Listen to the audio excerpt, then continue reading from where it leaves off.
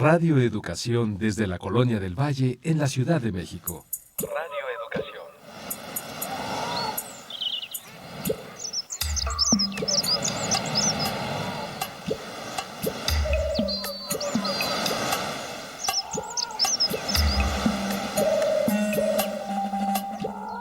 Todo lo que se ha dicho sobre las mujeres lo han dicho los hombres. Las mujeres en la historia no han hablado.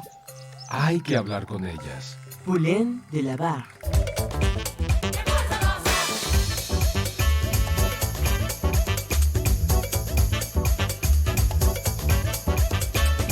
Las mujeres contamos.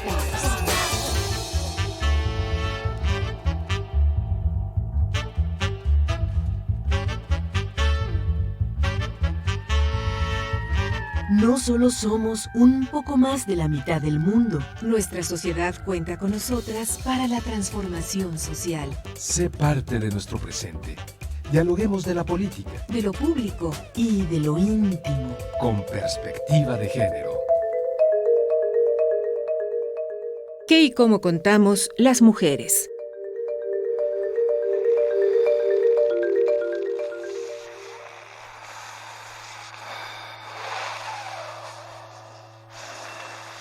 A lo largo de mi trayectoria estudiantil, he sido una alumna regular.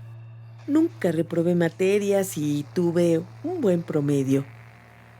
Pero definitivamente no me atreví a cursar una maestría en línea porque vivo en un área rural con poca conectividad.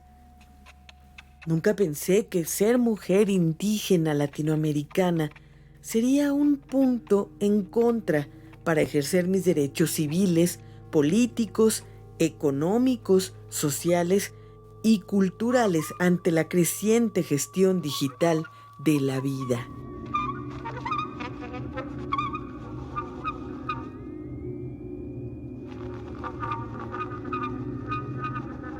Este sistema nos obliga a salir de la comunidad para continuar creciendo profesionalmente, lo cual es injusto.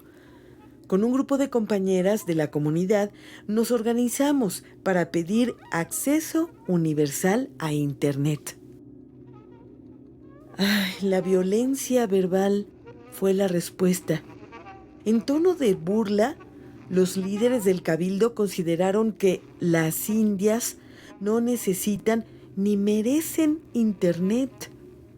Fue entonces cuando constatamos que es necesario empezar a luchar por nuestros derechos digitales.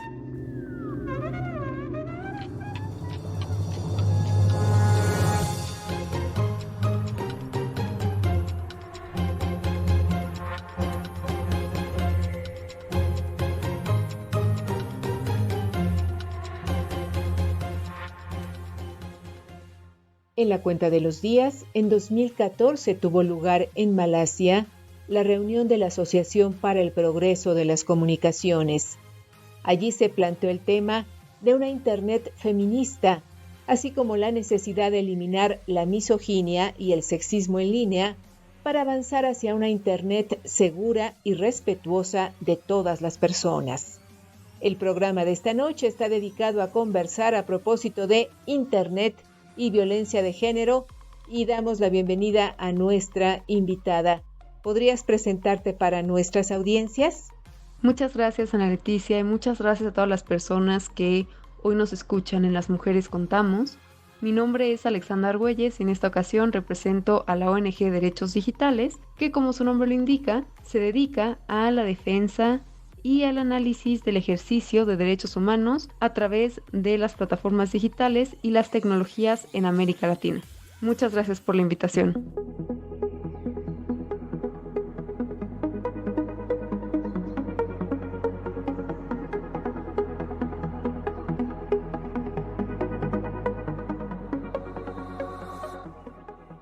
Ante este micrófono, Ana Leticia Vargas, y en época de pandemia, detrás de las pantallas, todo el equipo de Las Mujeres Contamos, encabezado por Guadalupe Sánchez López, le invita a permanecer la próxima hora en sintonía con este programa. Tejamos juntas y juntos la red de ayuda y compartamos experiencias con perspectiva de género. Búscanos en Facebook como Las Mujeres Contamos. En esta emisión grabada, la invitación es a que nos escriba y nos cuente su historia. Las mujeres somos las que atesoramos la palabra, las que guardamos las historias familiar, personal y social, y de nuestro equipo de producción, Gabriela Sosa Martínez y Marlene Reyes, les invitan a contar todas estas historias y a compartirlas con las y los escuchas de este programa.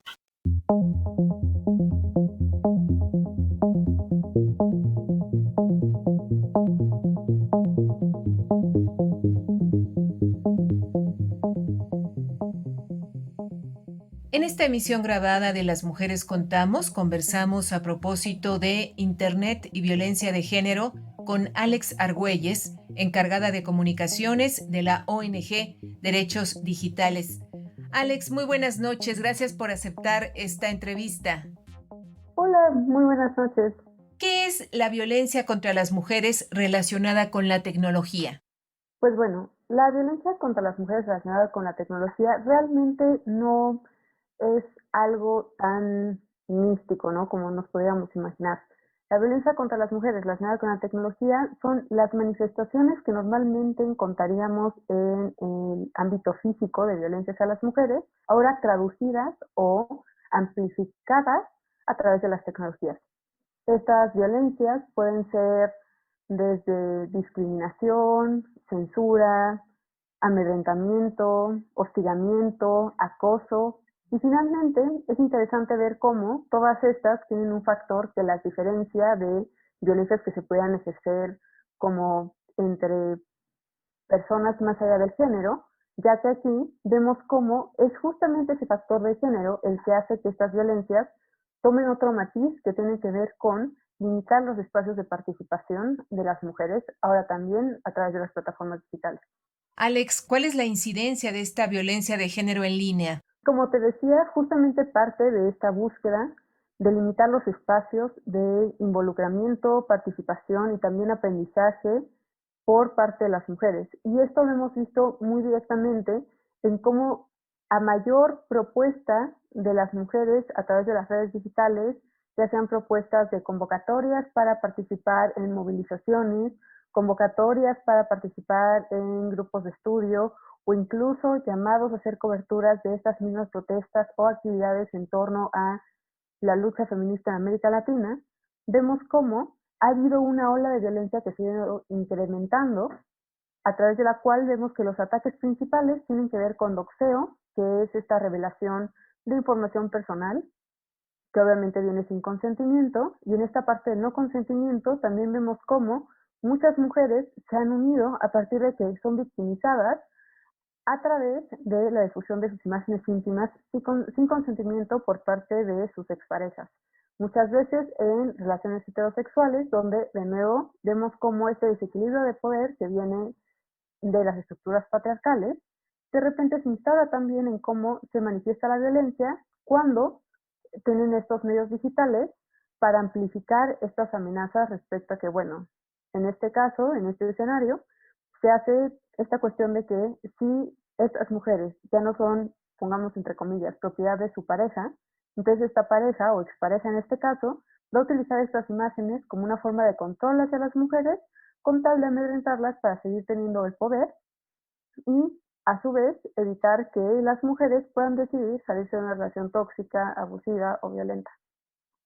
Por lo que nos dices, entiendo que esta violencia contra las mujeres relacionada con la tecnología tiene todo que ver con las estructuras patriarcales en las cuales nos movemos y vivimos las mujeres, todas y todos. Exacto. Justo es muy interesante ver cómo también estas estructuras patriarcales se han ido cultivando en diferentes esferas de nuestra vida como individuos dentro de la sociedad, ¿no? Inclusive en las esferas de lo íntimo, de lo privado, de lo familiar, de lo afectivo. Entonces aquí también vemos, por ejemplo, ahora que estamos en este contexto de confinamiento por la pandemia, cómo también a través de la violencia doméstica, estas estructuras patriarcales tienen afectaciones en las tecnologías. Vemos cómo de repente en hogares donde, por ejemplo, solo se tiene acceso a una computadora, se fiscaliza lo que las mujeres hacen a través de las tecnologías. Y esto no es únicamente limitado a mujeres, sino también a personas que integran esta disidencia sexogenérica.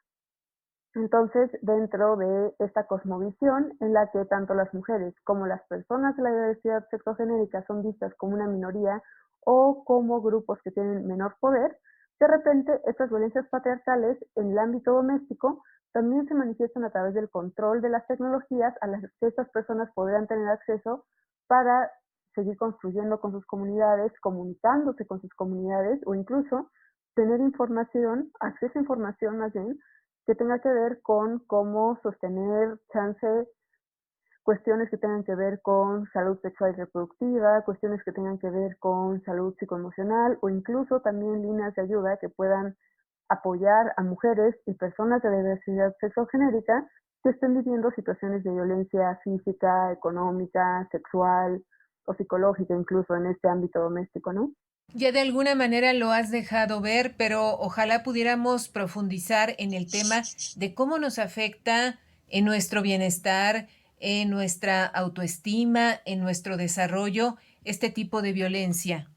Pues pienso mucho en esta idea del control de lo que hacemos, esta idea de la vigilancia, esta idea de no poder tener espacios de privacidad que permitan el desarrollo integral de las personas, ¿no? De nuestra personalidad, de nuestra individualidad o incluso pues el desarrollo de nuestra imaginación, ¿no? Por ejemplo, finalmente este tipo de violencia en el ámbito doméstico que está relacionada con las tecnologías parte de intentar restringir estos canales de comunicación digital que podrían permitir que las personas pudieran construir a través de otras plataformas estas relaciones sociales que ahora, de nuevo, por el contexto de la pandemia, se ven restringidas.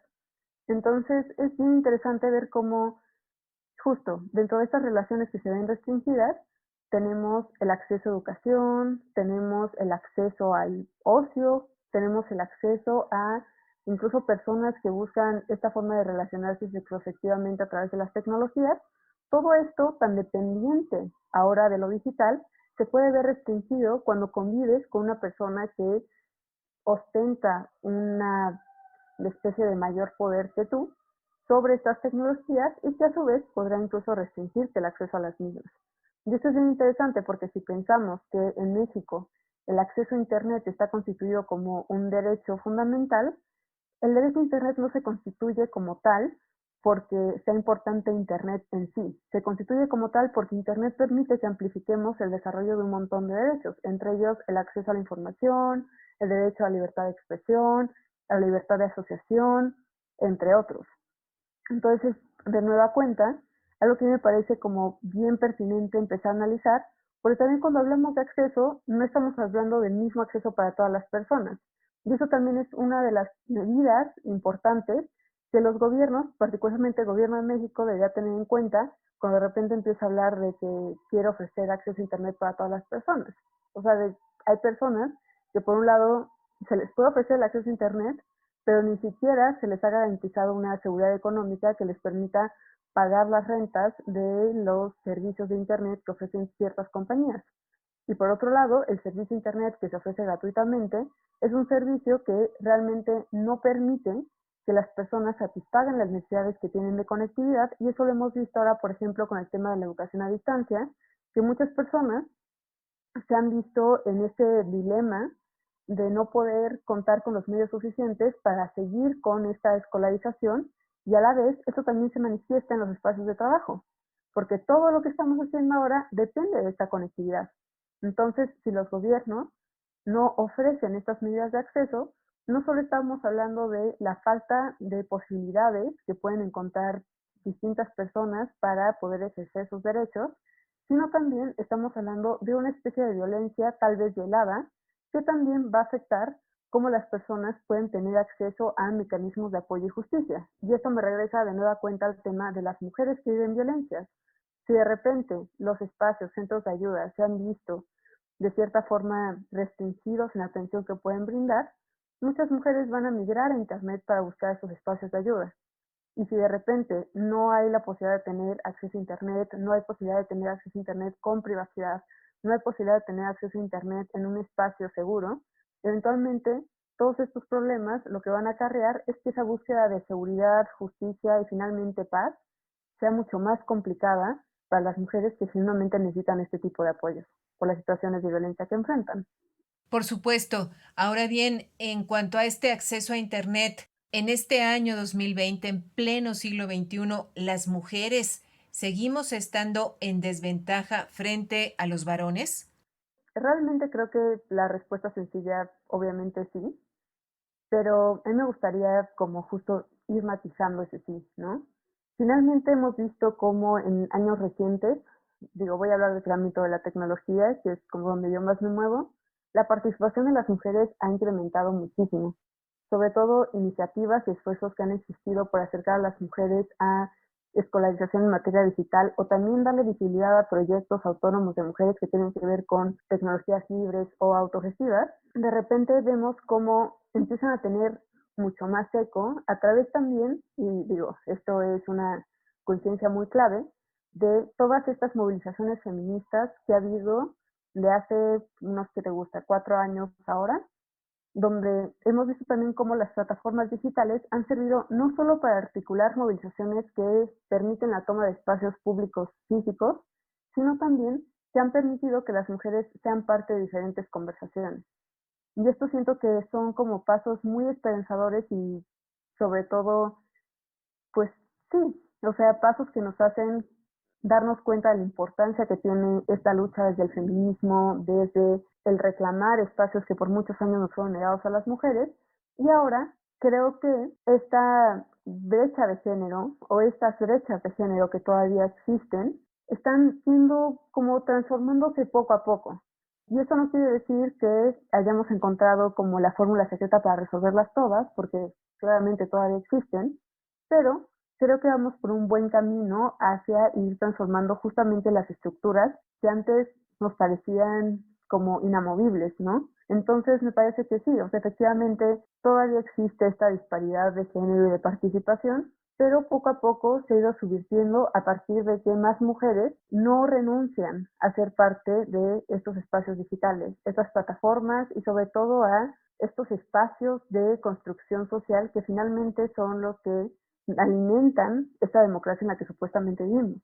Yo no creo que los espacios digitales deban o vayan a ser en algún momento sustitutos de estos espacios de encuentro en lo físico. Creo que ahora, a partir de todo lo que está sucediendo por este distanciamiento social, vemos cómo las redes sociales han permitido, no solo para resolver como problemas muy específicos como trámites gubernamentales, temas de pagos, de trabajo a distancia, la educación a distancia, sino que también han permitido que estas potentes organizaciones sociales, movilizaciones sociales, también se sigan dando. Y dentro de esas también está esta lucha por cerrar las brechas de género, que hasta ahora han hecho que la participación de las mujeres en estos espacios no sea tan vista ni tan grande como la que ha habido por parte de los hombres durante todos estos años en los que esas tecnologías se han ido desarrollando, ¿no? Es decir, que las mujeres también estamos dando la lucha en el ámbito de lo digital para tener o para ganar o para impulsar derechos, Alex. Así es. Y además es muy interesante ver cómo diferentes iniciativas que ya existían antes, pero estaban como muy centralizadas en la Ciudad de México, por ejemplo, para dar apoyo a víctimas, a través de del alcance que permiten las redes sociales, han podido amplificar estas líneas de apoyo y ayuda a víctimas de violencia que eventualmente hacen que estas redes también se fortalezcan. Entonces, en vez de tener como una red súper potente centralizada en la Ciudad de México, por ejemplo, ahora tenemos diferentes redes que se nutren de la participación de activistas, defensoras de derechos humanos, también periodistas que radican en diferentes estados y van nutriendo esta red para que se articule de una forma mucho más amplia. Y esto también me lleva a, pues sí, a hacer mención directamente a diferentes iniciativas que tienen que ver con redes, como por ejemplo las instauradas por organizaciones como X, Justicia para las Mujeres, Luchadoras, Caja Negra, Fondo Semillas, que son instituciones que desde hace mucho tiempo venían como empujando estas iniciativas feministas, estas iniciativas de mujeres, pero también estas iniciativas que pugnaban por la diversidad sexogenérica, y ahora son referentes para personas que necesitan tener acceso a información verídica con perspectiva de género y que poco a poco también van transformando a través de decidir qué tipo de información quieren ver estas conversaciones que normalmente tendríamos en un contexto cerrado donde tenemos pocos referentes o accesos a información que bien o mal ya está como curada por las mismas personas que trabajan en los medios convencionales, por ejemplo. Entonces, creo que finalmente ha sido muy importante ver cómo estas mismas iniciativas han participado en iniciativas que buscan visibilizar cómo la violencia de género se ha ido incrementando, particularmente contra las defensoras de derechos humanos, periodistas y activistas feministas, que han sido más vocales respecto a la potencia del movimiento feminista en América Latina y en México, y han permitido sacar insumos súper valiosos, como fue el reporte sobre violencia de género ejercida a través de las tecnologías, que hizo Luchadoras en 2018, me parece, y entiendo que pronto van a sacar una nueva versión, que tiene que ver justo con cómo se han utilizado estas tecnologías, lo que te comentaba al principio. Un poco a medida que las mujeres han utilizado estas tecnologías para amplificar sus voces, ha venido toda esta oleada en respuesta por parte de personas aferradas a las estructuras patriarcales que quieren sacarlas de la escena y que quieren volver a callar sus voces. Entonces, el poder tener estos insumos que permiten analizar cómo, a pesar de estas violencias, estas mujeres siguen en pie de lucha, utilizando estos medios, reivindicando estos espacios, también nos permite generar como nuevos referentes respecto a cómo, a nivel sociedad, también podemos apoyar estas iniciativas para tener una sociedad democrática, plural y diversa. Alex Argüelles, sabemos que la violencia mediada por Internet ya existía antes de la pandemia por COVID-19. ¿Cuál es el diagnóstico de estos meses de confinamiento en lo que a dicha violencia se refiere? Pues aunque todavía no tenemos un diagnóstico definitivo que permita analizar como o dar más bien una respuesta completamente específica a esta pregunta, lo que sí hemos notado es que las solicitudes de apoyo a estas redes feministas que buscan brindar pues atención en cuestiones de violencia en línea han tenido un montón de demandas y eso ha permitido también darnos cuenta que bueno, ya sabíamos que los mecanismos que ofrece el Estado están completamente rebasados, ya que muchos de ellos lamentablemente ni siquiera cuentan con esta preparación en materia de perspectiva de género para atender las demandas de las víctimas, pero también nos encontramos con que para muchas mujeres es mucho más, tal vez sencillo, mucho más directo, pedir ayuda hacia las redes feministas para llevar casos que tienen diferentes niveles de complejidad, diferentes grados como de afectación en tanto su seguridad como en su integridad, pero de nueva cuenta ya se ha hecho como, no sé si decirlo como de conocimiento general, que finalmente este acuerpamiento que se brinda desde las redes de apoyo feminista supera por mucho el apoyo que se ha brindado por parte del Estado, que muchas veces pretende ofrecer este tipo de apoyos, pero termina cayendo en prácticas revictimizantes que finalmente no terminan por escuchar o ni siquiera por atender las demandas más básicas de las víctimas, mucho menos esta búsqueda de justicia que ellas tienen cuando van a presentar una denuncia a, llámese, ministerios públicos o cualquier autoridad en caso de que estén viviendo situaciones de violencia que por un lado pasaba esta cuestión de cuando eran violencias únicamente mediadas por tecnologías, llevaban estas denuncias al Ministerio Público y el Ministerio Público era como esta respuesta común de decir como, bueno, si la violencia digital no es real, entonces no tienes una afectación, listo, carpetazo, se acabó. Y ahora que se está como revolucionando todo esto, hablar de los ciberdelitos y demás, vemos que sigue habiendo como a nivel discurso un interés por parte del gobierno, pero a nivel práctica los resultados han sido, pues, ¿qué te digo? Más bien han dejado mucho que desear, porque finalmente todo ese interés que aparentemente se manifiesta por parte de las personas que hacen campañas políticas con el dolor de las víctimas, de repente resulta que no da frutos o no se encarna o se transforma ni se traduce en herramientas viables que las víctimas pueden utilizar para cambiar esta situación de violencia que están enfrentando.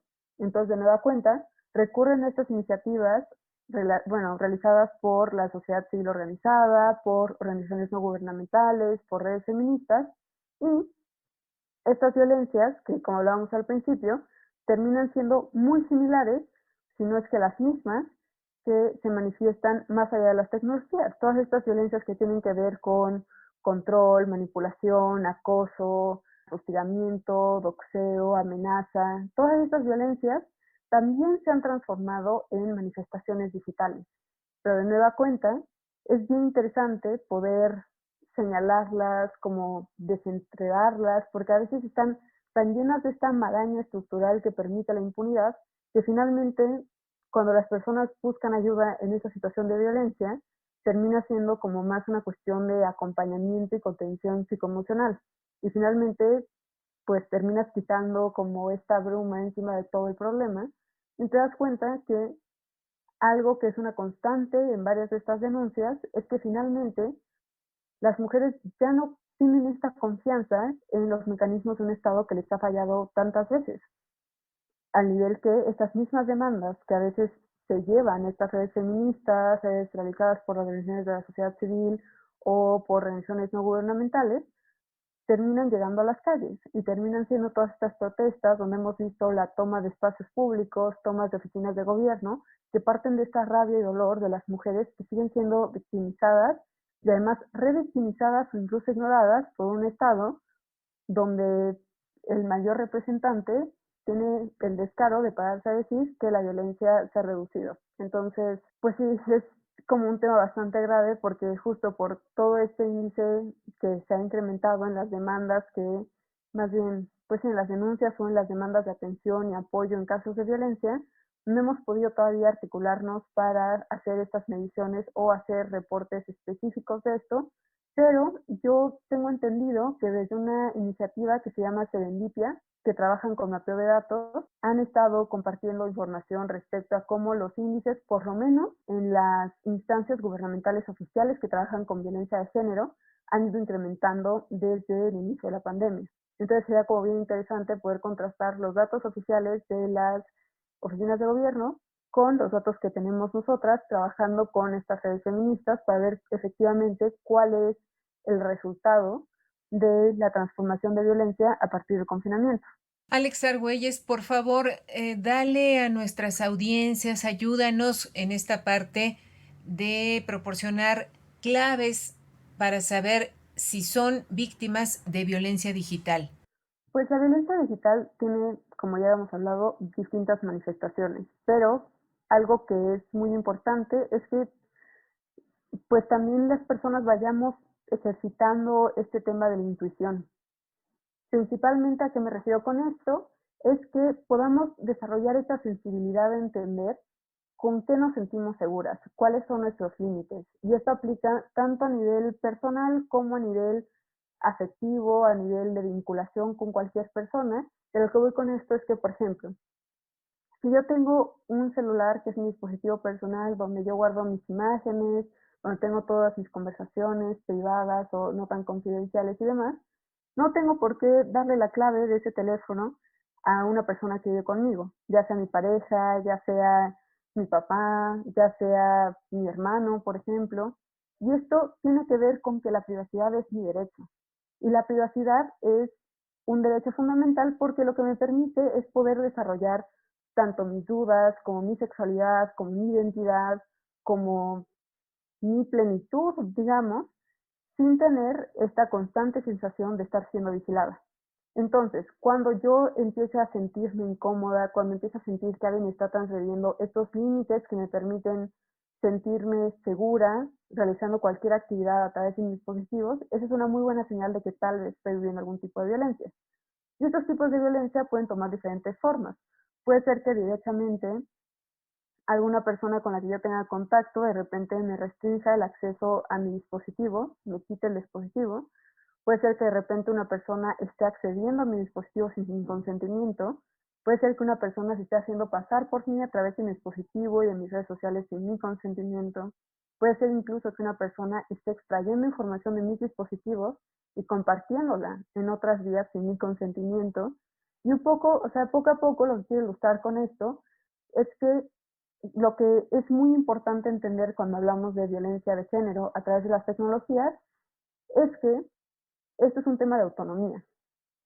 Entonces, si nosotras empezamos a desarrollar esta capacidad de entender críticamente para qué utilizamos las tecnologías y cómo ese mismo uso que nosotras les damos nos puede ser arrebatado o puede ser utilizado en nuestra contra, podemos ir generando esta sensibilidad que les digo para identificar cuáles son las transgresiones a los límites que nosotros establezcamos y a partir de esos límites que son transgredidos, poder identificar los diferentes tipos de violencia.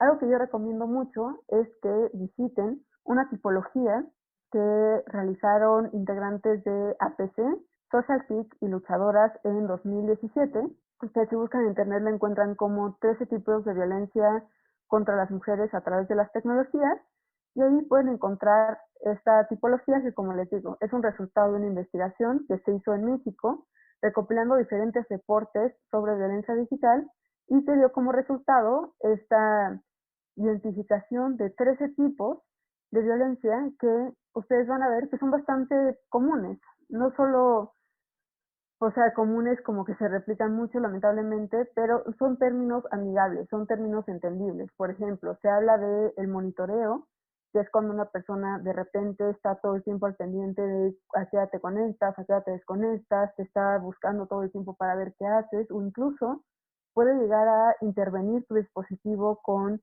alguna especie de mecanismo que le permita ejercer vigilancia acerca de dónde estás todo el tiempo. También está el tema del doxeo, que es esta forma de compartir información confidencial sin tu consentimiento de manera abierta para ponerte en riesgo.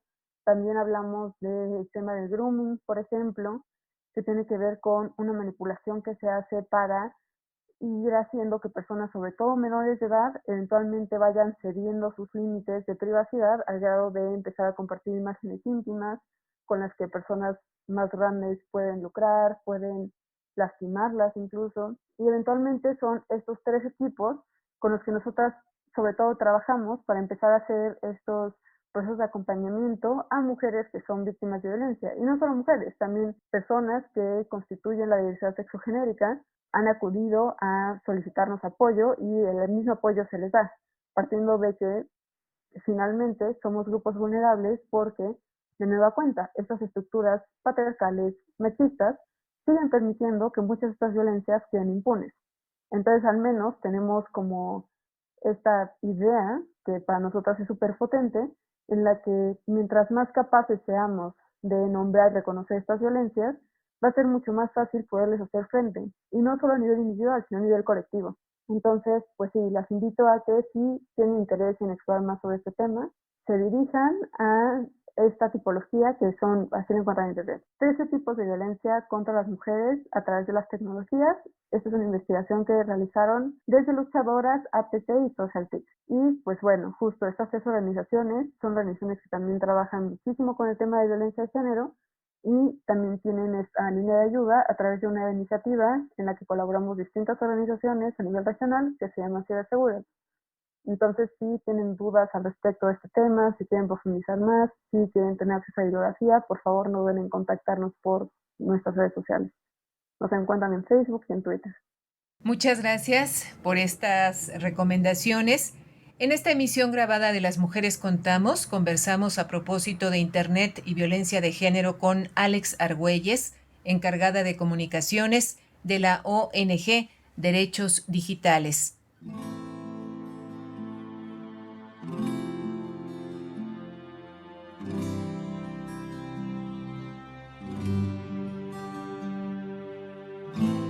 Mi cuerpo no es tu propiedad, mi vida no es tu decisión.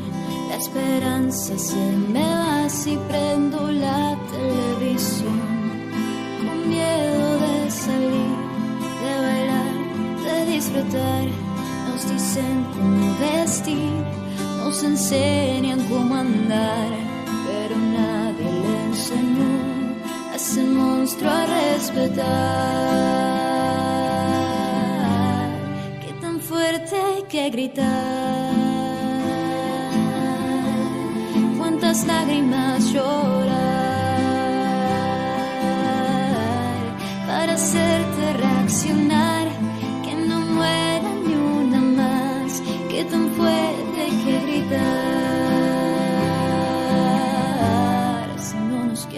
escuchar.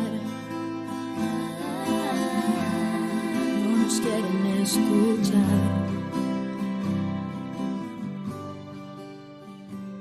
Y saludamos a nuestra compañera Eliud Hernández. ¿Qué tal, Eliud? Buen martes, te escuchamos. Buenas noches, Ana Leticia. Saludo con mucho gusto a ti y a quienes escuchan Las Mujeres Contamos.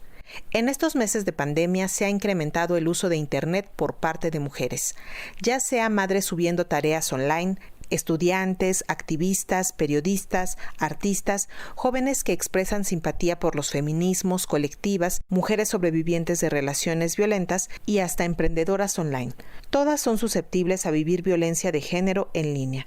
Las más vulnerables están entre los 18 y los 30 años, según el informe Violencia en línea contra las mujeres en México, coordinado por Luchadoras MX.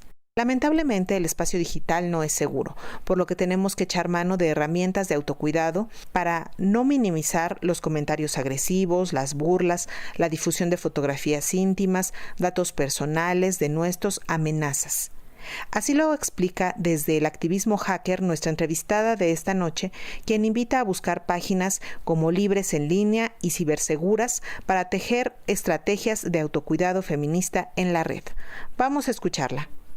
Hola, ¿qué tal? Mi nombre es Irene Soria, representante de Creative Commons México, profesora, investigadora, feminista, diseñadora gráfica. También soy activista del movimiento del software libre y la cultura libre y actualmente estoy estudiando el doctorado en estudios feministas en la UAM Xochimilco. Y pues bueno, yo siempre creo que para identificar la violencia de género en línea no necesitas tener una prueba en tu teléfono o en tus interacciones en internet, ¿no? La prueba de que estás sufriendo violencia de género tanto en la vida física como en línea es cómo te sientes tú, si te sientes invadida, si lo estás sintiendo en el cuerpo, pues hay que tomar acciones y no dudar. Confía en tu intuición y confía en ti. Esa es una de las maneras que conectan también con los autocuidados feministas, ¿no? Primero, reconocer que la violencia en línea es real, que se siente tanto o más fuerte que en la vida física, ¿no? Que se magnifica, que te sientes muchas veces acosada, expuesta y bueno, evidentemente violentada, ¿no? Entonces, esa primera fase de reconocerlo es muy importante porque nos permite comenzar con el primer paso que tiene que ver con el autocuidado, ¿no? Como con la reflexión, con no sentir culpa, no creer que fue una responsabilidad tuya, ¿no? Sino que eso rebasa, es parte de una violencia estructural. Entonces me parece que las estrategias van muy vinculadas a generar espacios y círculos de confianza. No es que la solución o las estrategias para encontrar esa solución estén exclusivamente en línea, ¿no? Ninguna guía de autocuidado para la violencia en línea o para combatir la violencia en línea es una receta, o sea, todas las guías son propuestas, pero pueden revisar algunas páginas como Libres en Línea, Acoso Online. La página de Luchadoras también trae algunos recursos. Algo que nos ayudaría a revisar o a repensar también la violencia en línea es todas las soluciones que podemos encontrar en la vida física. Prevenir la violencia cuidando, o sea, viendo qué tipo de personas están en nuestras redes sociales. Si queremos mandar algún tipo de fotografía íntima, pues hacerlo con ciertos cuidados, con ciertas plataformas, ¿no? O con ciertas características, que no se vea tu rostro, que no se vean tus tatuajes, etcétera, etcétera, etcétera. Pero sobre todo, y subrayo mucho esto, hacer una red de confianza y contarle a tus amigas, a tus mujeres, a tu manada, lo que te está sucediendo y que ahí, a partir de ahí venga ese autocuidado, ese cuidado feminista que inicia en gran medida con esa conciencia, esa toma de conciencia y ese autocuidado tanto personal como físico.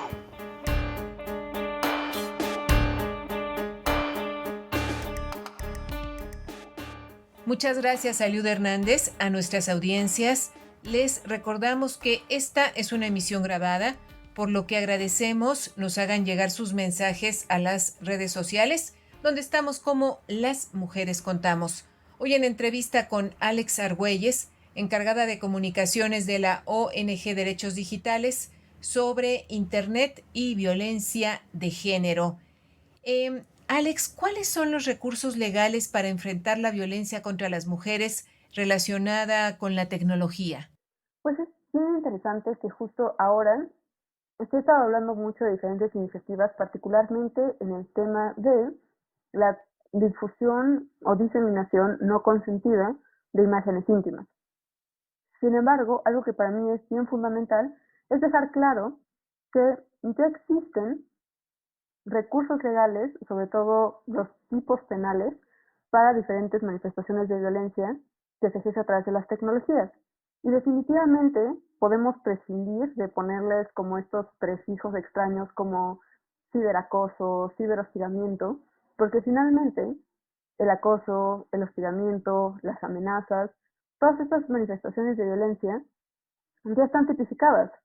Entonces es bien importante tener esta conciencia de que no porque un acto se lleve a cabo a través de las tecnologías cambia la gravedad del asunto. Este tema del que hablábamos en el bloque anterior, respecto a que la violencia digital es violencia real, y como tal, las consecuencias de una acción que podrás ejercer fuera de las plataformas digitales son igual de graves a las consecuencias que tiene esa acción cuando se manifiesta a través de las tecnologías.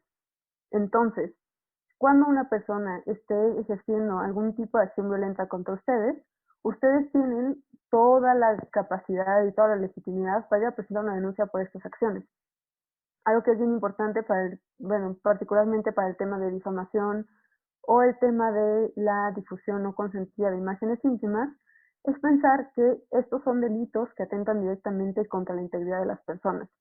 Y como tales, particularmente en este último caso, ha habido distintas propuestas que se han llevado a congresos estatales para aprobar leyes que también sean más amplias en el sentido de que abarquen la complejidad que conlleva para una persona el que ciertas imágenes o cierta información personal esté en Internet, porque a diferencia de algo que se haría, por ejemplo, en el espacio físico, cuando nuestra información personal o nuestras imágenes íntimas están en Internet, es muy difícil eliminar su existencia o su rastro.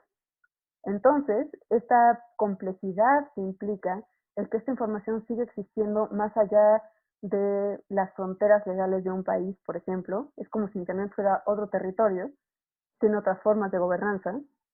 Entonces, es bien importante tomar en cuenta que este tipo de propuestas legales lo que buscan es amplificar la capacidad que tiene el Estado para evitar que estas situaciones se lleven a cabo. Y eso también es bien complicado, porque finalmente no han sido las mismas medidas que se han aceptado en todos los estados. Sin embargo, sí hemos visto que hay un interés por parte de ciertas autoridades para tener más conciencia o ampliar ciertos tipos penales para que estos también puedan tener presente la gravedad que tienen ciertas acciones cuando se ejercen a través de las tecnologías. Entonces, cuando tú me preguntas como cuáles son los recursos legales que existen para poder atender las violencias digitales, mi respuesta más corta sería son básicamente los mismos recursos legales que existen para atender las violencias fuera de la tecnología, pero es interesante ver cómo en diferentes estados sí han existido ciertas excepciones que se han aprobado para contemplar la gravedad distinta que tienen estos mismos delitos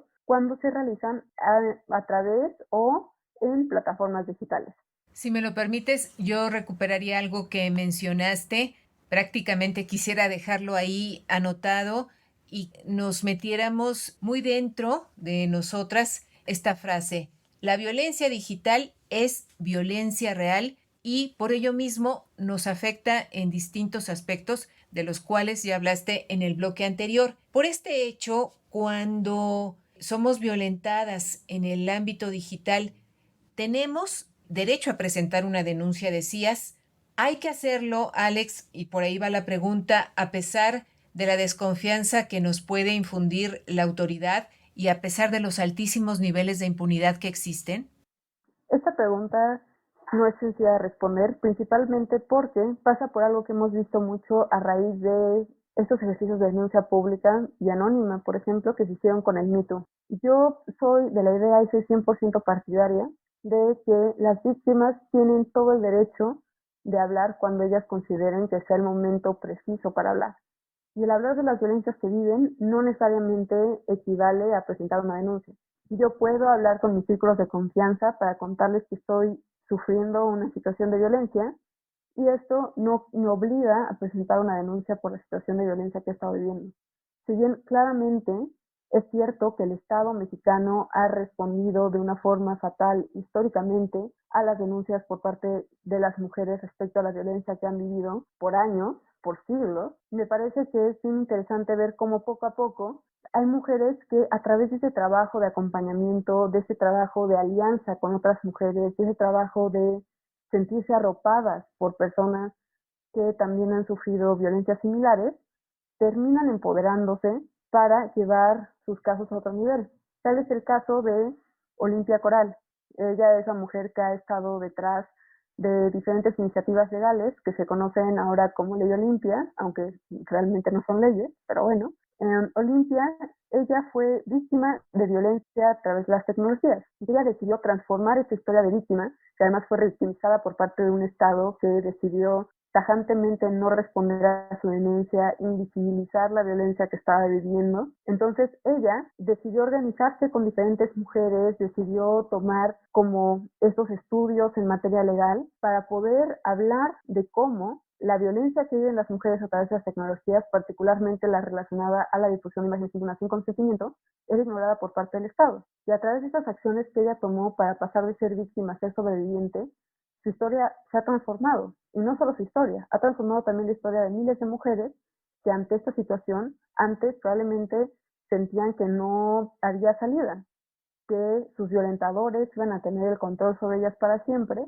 Y ahora que conocen la historia de Olimpia y diferentes mujeres que se han sumado a esta propuesta de las defensoras digitales en diferentes estados, han permitido que cambien estas historias, ¿no? Que no sean víctimas permanentes y que además también denuncien la misma omisión de justicia por parte del Estado, que es otra capa de esta violencia tan, pues sí, maquiavélica y terrible, que termina ejerciéndose contra las mujeres en estos sistemas machistas y patriarcales, como el que vivimos en México. Entonces, yo creo que sí es importante hablar de las violencias que se viven. Y hablar de las violencias que se viven puede ser hablarlo con personas de confianza o puede ser justo presentar una denuncia. Pero el obligar a que la gente denuncie como una forma de validación de la violencia que viven me parece un desacierto terrible. Siento que justamente entendiendo el grado de impunidad que vivimos en el país y la falta de preparación que lamentablemente aún tienen nuestras autoridades, es importante también proteger a las víctimas en el sentido de prepararlas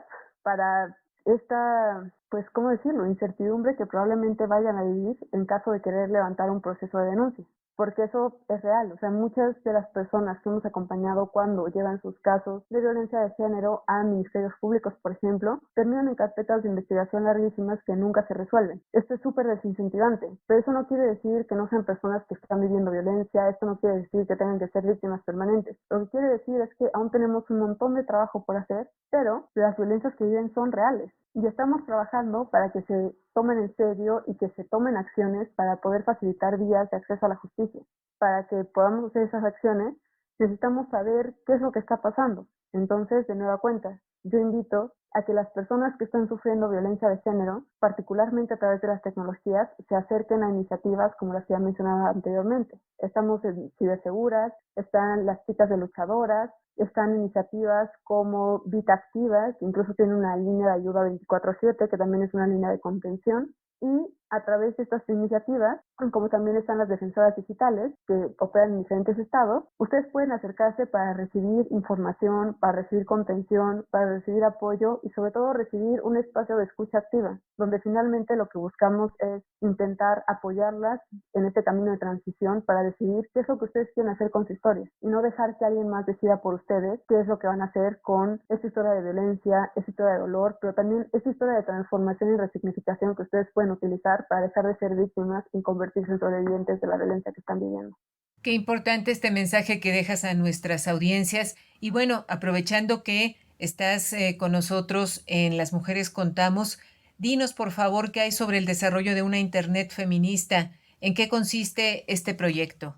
La Internet feminista es un sueño que está en construcción. Sobre todo en América Latina hemos visto cómo desde diferentes iniciativas de ciberfeminismo o hacktivismo, por ejemplo, se han consolidado propuestas que buscan tomar Internet por todos los frentes, no solo por la parte como esta capa que vemos como usuarias, sino también desde la parte de la infraestructura, los cables, como los fierros, todos. Y a partir de esta propuesta, un día las personas de la Asociación para el Progreso de las Comunicaciones, o APC, como le decimos en corto, generaron estos 13 principios también, ya son 17, de acuerdo a la segunda versión, que tienen que ver con los principios feministas para crear una Internet feminista. Y es bien bonito porque muchos de estos principios tienen que ver con cómo nos apropiamos de las tecnologías. No tanto ver las tecnologías como un servicio que se nos brinda, sino ver las tecnologías como herramientas para nuestra emancipación. Y cuando hablamos de emancipación, también hablamos un poquito de lo que les comentaba anteriormente. Muchas personas, si no es que todas las personas en el universo, somos atravesadas por diferentes violencias. Esto es lo que hablamos cuando hablamos de interseccionalidad, por ejemplo. Sin embargo, la tecnología, entre ellas la comunicación más básica, como, enviar mensajes, no precisamente texto, o sea, la escritura, o también como las mismas lenguas, son una forma de tecnología que se desarrolló históricamente para permitir la comunicación. Entonces, utilizando estas herramientas de comunicación más sofisticadas, como las que brindan las tecnologías y las plataformas sociodigitales, vemos cómo también podemos articular nuevas estrategias para nuestra emancipación y para hacer frente a estas violencias y transformarlas en historias que nos permitan construir un futuro más justo, un futuro más libre o un futuro donde podamos sentirnos más seguras. Cuando hablamos de una Internet feminista, nos imaginamos un espacio donde las mujeres seamos parte de la toma de decisiones en Internet, por ejemplo, de cómo Internet se gobierna, donde las mujeres podamos construir economías alternativas que no dependan de recursos centralizados, por ejemplo, donde podamos tener acceso a diferentes modelos de escolaridad que nos permitan desarrollar otras actividades, que nos permitan amplificar también nuestros discursos desde el feminismo, desde la disidencia sexogenérica, y desde la libertad de expresión, obviamente. Pero también hablamos del consentimiento, que es un tema muy importante que poco se habla con las tecnologías de uso masivo, por ejemplo, como las redes sociales que utilizamos hoy en día, pero también hablamos de la privacidad y del manejo de datos. Y estos son temas que cada vez se van haciendo más tangibles cuando hablamos, por ejemplo, de desinformación, de manipulación de la información a través de las redes sociales, de esto que algunas personas llaman como fake news, pero que finalmente todo termina siendo desórdenes informativos que tienen que ver con perfilamiento y con un uso desleal de toda esta información que las personas regalamos básicamente a diferentes compañías en Internet, pero también hablamos de la memoria y de cómo podemos ir construyendo historia y cómo podemos ir recopilando diferentes experiencias, diferentes propuestas, apuestas, aprendizajes de diferentes partes del mundo para construir cosas nuevas, construir nuestra propia historia, una historia diferente y dejarla ahí para posteridad, crear una propia memoria que no esté limitada por cartografías geopolíticas, ni siquiera tecnopolíticas, crear una memoria propia para nuestro movimiento, para nuestro desarrollo. Pero también hablamos de cómo hacemos frente a las violencias en línea, que es un tema que hemos estado hablando durante todo este programa. Eso también tiene que ver con tener una autonomía para decidir cómo quiero ser representada a través de las tecnologías y a través de cualquier plataforma donde yo pueda habitar. Y habitar es como justo cualquier plataforma que yo pueda usar para manifestar mi identidad o incluso decidir no manifestarla como tal, utilizar seudónimos, ser anónima, pero seguir construyendo y seguirme comunicando. Básicamente, de una forma como un poco narrativa, de eso trata nuestra apuesta por una Internet feminista. Igual, si les interesa aprender más como de estos principios, aprender más de las propuestas que actualmente están dándole forma a cómo nos imaginamos esta Internet feminista, pueden entrar a la página de APC, que es apc.org, y ahí buscar principios feministas para Internet.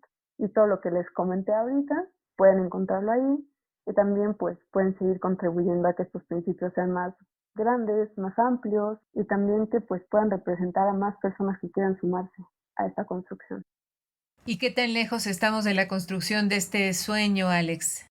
Ay, pues me gustaría decir que cada vez estamos menos lejos de la construcción de este sueño, pero ahora creo que pensando en los retos que ha representado la pandemia, para mí es como muy potente, como justo poder compartir con ustedes lo que hablábamos hace un rato, respecto a cómo también hemos ido tejiendo redes que parece que no son tan fuertes hasta que empiezan a usarse de forma masiva como ahora. Entonces creo que poco a poco hemos ido resignificando todas estas tecnologías, hemos ido resignificando la capacidad de tomar ciertos espacios y ahora tenemos esta gran fortuna de poder estar ahora utilizando este hermoso programa que estás construyendo para poder comunicarnos con más personas que quieran involucrarse en este proyecto y seguir construyendo juntas algo que era impensable hace 20, 30 años.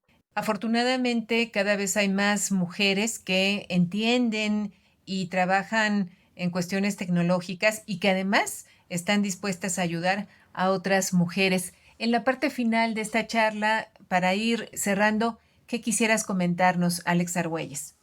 Algo que creo que es muy importante es no perder de vista que los derechos humanos fundamentales que tenemos, que están reconocidos en nuestra Constitución, en la Constitución mexicana, pero también que se han ido consolidando a través de estos tratados internacionales, que yo sé que nos parecen súper lejanos, finalmente son los mismos derechos que existen en Internet. Cuando hablamos de derechos digitales, hablamos de esos mismos derechos, nuestros derechos humanos. Entonces es bien importante no perder de vista que la defensa de nuestros derechos humanos también se hace activamente cada vez que nosotros decidimos no hacer diferentes actividades en Internet.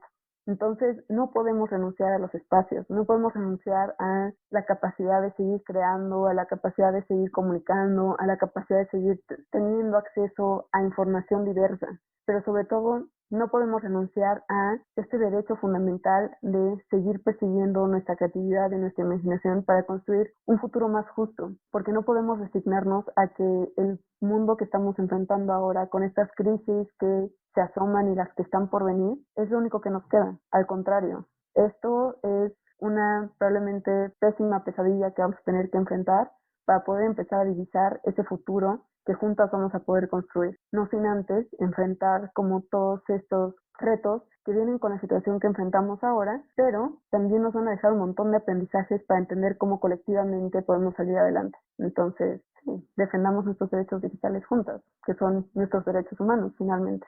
¿Cómo te seguimos a través de las redes sociales y también cómo hacemos esto con la ONG Derechos Digitales, donde tú colaboras como encargada de comunicaciones, Alex Argüelles? A mí me pueden encontrar en Twitter como @KAFSOFIT, esto es KASSOFIT, y también me pueden encontrar en una red descentralizada que se llama Mastodon como @SAFCO, esto es SAFKOE. A la organización Derechos Digitales la pueden encontrar como @Derechos Digital en Twitter o como ONG Derechos Digitales en Facebook, y también quisiera recomendarles seguir a Ciberseguras, que es esta red latinoamericana donde diferentes mujeres brindamos acompañamiento y consejos sobre seguridad digital. Nos encuentran como @Ciberseguras en Twitter, y también está esta otra red que se llama Vita Activa, que Vita Activa propone ofrecer una línea de apoyo 24 horas para personas que estén enfrentando violencia de género a través de las tecnologías, y a Vita Activa las pueden encontrar como @VitaActivaORG en Twitter. Y ahí también pueden encontrar sus líneas directas para que puedan enviarse mensajes o llamadas incluso para recibir este apoyo y contención. Pues Alex Argüelles, muchas gracias. Ha sido una charla muy nutrida, con mucha información que ojalá sea de utilidad para nuestras audiencias. Muy buenas noches. Buenas noches, muchas gracias por la invitación.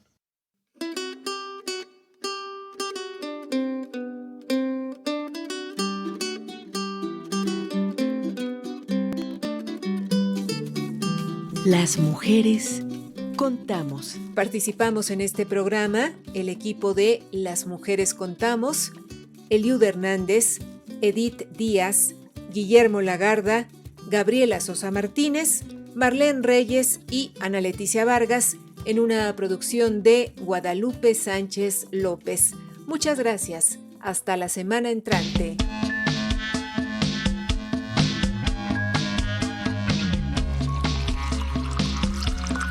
Las mujeres tenemos historia.